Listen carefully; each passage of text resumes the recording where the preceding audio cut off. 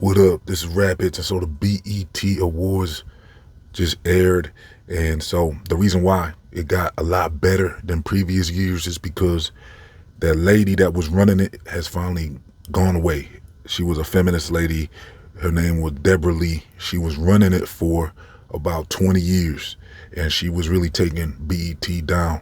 That's why when you watch the show now, it's a lot better. It's not so centric around feminism and, you know what I'm saying? Because this woman was just basically against rap.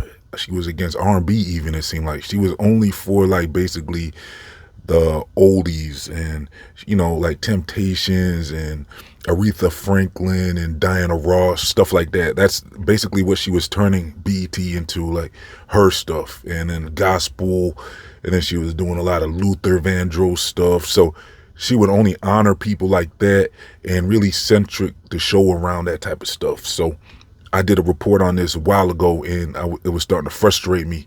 And she also went ahead and removed 106 in Park, and she removed Rap City, The Basement, and BET Uncut and everything like that. So she was totally against music of the era that she was running in from the year 2000 to about 2018. She was running BET. So that's actually the year she was running it. So these critical years of the year 2000 to 2018 is when, you know what I'm saying, this type of music needed a platform like BET. The platform was very important to hip hop and R&B music during those times. It was critical to have a platform like that. If you notice at the show, at the awards show, when they honored 106 in Park and when they honored Rap City, The Basement, it was lit because during that time when those shows were on air, that pushed the music further. It helped the music lead the way and lead radio. It helped rap music and R&B music become the number one music in the world. Almost pretty much for a couple years it was like the number one music in the world. So when BET abandoned those platforms, it kind of had an impact because look, even though YouTube came out and started taking over that lane, kind of, it wasn't the same because with BET it was one platform you could tune into and see all the latest and everyone who made it, so you can sift through all the mid stuff, you know what I'm saying, all the mid videos, the mid songs, and go right to the hits. And 106 in Park was based upon running the hits and spinning the block on them hits. And Rap City was a very important program for rap music. So when that lady got in, she was, in my opinion, she didn't like rap and R&B, and she didn't like anything current during her time from 2000 to 2018. She didn't like that type of music. That wasn't her lane, and she was against it, and she pretty much removed all that stuff and made BET about, she put BET her, and she made best friends with Tyler Perry, and, you know, she was like an Oprah type person. And Monique, she had Monique run the BET Awards for like the first 5 years, it seemed like. Now you got someone else running BET since 2018, and for a while they were looking for a new owner even. So at a time they were looking for 50 Cent and you know what I'm saying, Tyler Perry and Shaq. There was a few people trying to buy BET. Even Diddy was trying to buy it. So yeah, there was a time when, just a few years ago, when BET was looking for new leadership. And so you didn't hear much about any updates from that, but the update that I got is that, yeah, Deborah Lee has finally stepped down from ruining BET. This is what happens when you put feminists in charge and woke people in charge of, you know what I'm saying, big media companies like this. They just destroy it and make it all woke and about them. It's all about what they like, and it wasn't about the people anymore. It's more about her ideologies. Now you got someone more normal running the show now, you know what I'm saying, somebody whose interest is not his, you know what I'm saying. So I don't know much about this dude, Scott Mills, but he's running the show now. And, you know what I'm saying, I think this was something where they had to force that lady out, Deborah Lee, because she was just trying to stay there forever. She used to give speeches. I noticed she wasn't giving speeches, and then I finally realized, oh, she's gone. She's out of there. Now she's running her own feminist thing. She's running something called the Leading Women Defined Foundation. So this is what she's all about, is women and women power, So she that was her big goal. Now with Scott Mills, he's more of a, someone in there just focused on the common sense stuff. So he's not worried about man this, man that. No, he's not worried about women this, women that. No, he's worried about the music and BET and running the show. He's making sure the show is run. That's why you need somebody in there like that, somebody that's going to just focus on the mission at hand. You know what I'm saying? Not somebody sitting there trying to put agendas out there and, make stuff all woke and honor stupid. Look, this dude, Scott Mills, I think he got to be better than Deborah, because from what I saw at the show, the BET Awards, it looks like it's headed in the right direction now. He's focused on the matters at hand. He's focused on the music. It's not trying to side to one thing or the other, cater to the 60s and the 70s and, his own era. I don't even know if that's his era, but I know Deborah, she was focused on her era. She was trying to shift everything to back then, and she was not focused on anything current. She was not trying to give any light to anything that was happening right now in black music. So with this new person running it, it gotta be better. Plus I've noticed it's looking like it's better. So yeah, so this dude put on the show. He's the one calling the shots now, Scott Mills. He's calling all the shots at BET. And so he's changing things around back to where it should have been for the last 20 years, where that lady just basically ruined it. So with 106 in Park, he might as well try to bring that back, because, I know people don't really watch TV like that anymore, but 106 in Park would have been, a good show, I think, even to this day. And then also like Rap City, The Basement. That would have been, that's important. These platforms are important. I think people should get a petition and get those shows back on BET and see how they do. When Tigger did his performance at the BET, he did a freestyle in honor of Rap City. And during this freestyle, he had even said something like, until y'all bring it back, that's it. You know what I'm saying? Because basically bring it back. There was no point in removing those shows from the network. You know what I'm saying? Do you understand, like, the music would have been shifted so much. I think it would have shifted music, especially black music. And that's basically what it would have shifted, is rap and R&B. I think actually Deborah destroyed R&B, because R&B didn't have that platform anymore that they needed with BET, with shows like 106 in Park. You know what I'm saying? So R&B kind of fell off pretty much over the last 10 years or so. And there wasn't much R&B coming out anymore. And then rap music survived through YouTube, you know what I'm saying? Going straight to the consumer, video shot in the homes, like Chief Keef showed everyone how to shoot a video out of your home. But if you want to get back to that high profile rap and that super radio rap, which, look, I'm not a big fan of that, the radio stuff either, but when it comes down to it, it's important to have that for the rap music genre.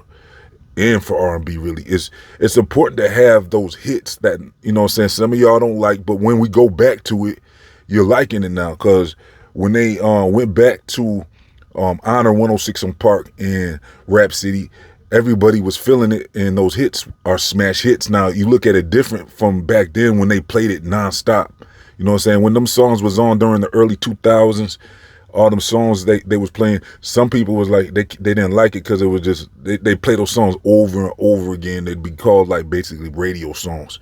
And some of y'all wasn't vibing with that, I know, because it was like, okay, that's not really your lane. You want to hear the street rap and stuff. But those radio songs that was being produced for 106 in Park, people, it created a lane for people to compete and to try to make the best radio song they could make. So I think that was a time when you look back on it, it actually is, those songs were actually real good. You know what I'm saying? A lot of those songs. You understand that now because they're not so in your face anymore, and you don't even have that lane really anymore. So now when you look back at it, you can kind of see, you take a step back, you can see how important those shows were to rap and hip hop, because now if those shows were still going, it would have created a competition for people to make the best music possible and the best radio song. Just to get on 106 in Park, you would have felt like you made it. So a lot of people would have been pushing to create songs that would get them on 106 Park and videos.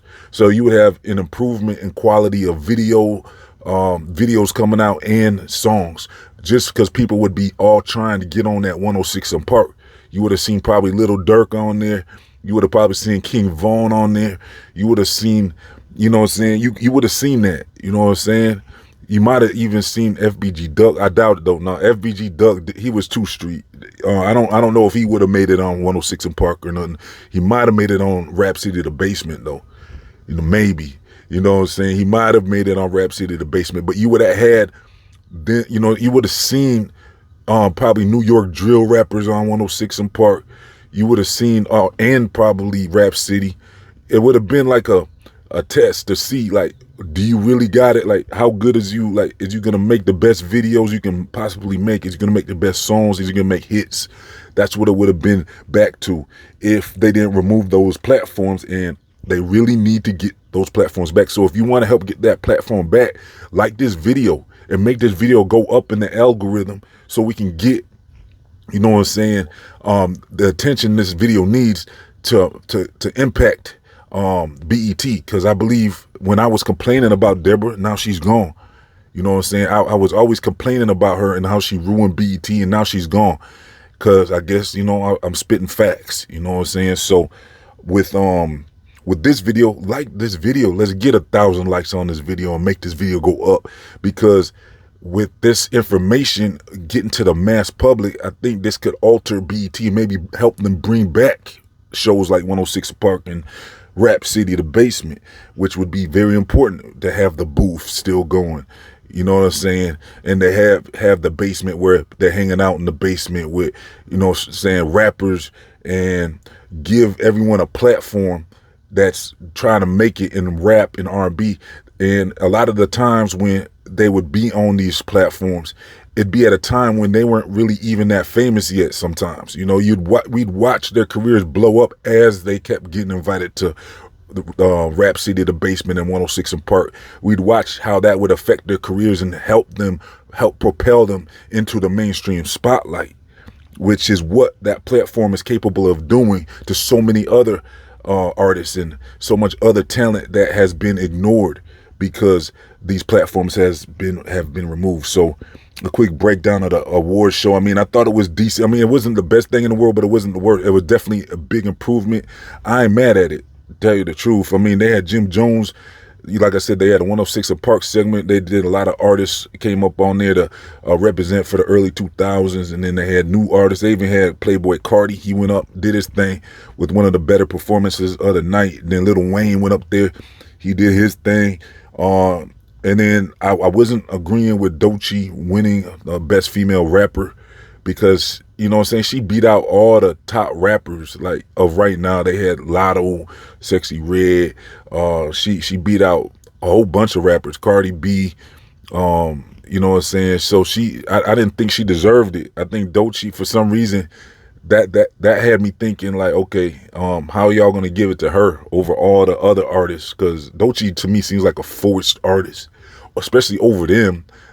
The other artists' names were much bigger. They had hits all summer, well, all for the last year. So how did Doechii come out of nowhere and get that award? I thought that was not honest. That was not an honest award. But you know what I'm saying? Kendrick Lamar won Album of the Year.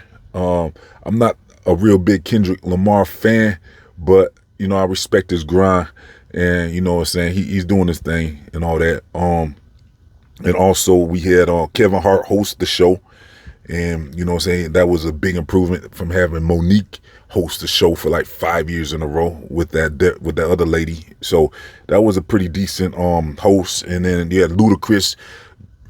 He performed a couple times, and plus he was he did a freestyle on the Rap City The Basement honor with Tigger. So Ludacris went off, and then Kevin Hart came in and did a joke rap. You know, he was acting like he was tough. It was pretty funny though. Yeah, Jim Jones do balling. You know what I'm saying? He represented and all that. So yeah, I give the show overall, I thought it was pretty decent show. I give it like a B or something. It was pretty decent. They even honored, you know, they went into all different lanes and categories. They did gospel, they did R&B, and they did you know, they did a lot. They honored Snoop Dogg. I thought that was very important. It was good to see Snoop get honored for his award. He even performed after that. So shout out to Snoop Dogg. He was a legend in the game, you know what I'm saying? Because he was around with the Tupac era, you know what I'm saying? So to see Snoop and Dre up there, you know what I'm saying? I almost visualized Pac standing next to them, you know what I'm saying? Because that was his people at one time before they fell out. So I mean, it's just that era was something different, you know what I'm saying? It hit different during that time when, you know, Snoop and Pac and Dre and all them was around and running rap, and to see Snoop up there getting honored, I think that was you know what I'm saying, that was a very important moment for Snoop, you know what I'm saying? So I don't know if I'm missing anything else about that night, but I thought overall, yeah, it was a pretty decent award show. I think I want to continue to see them improve.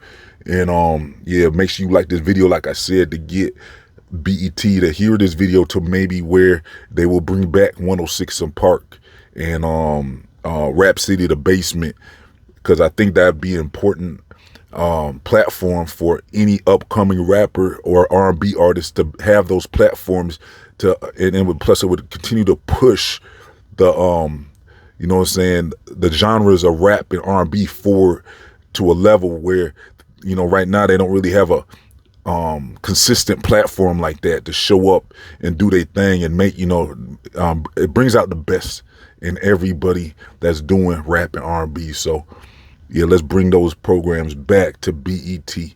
And this has been Rap Hits. Hey, hit that like button, make sure you subscribe.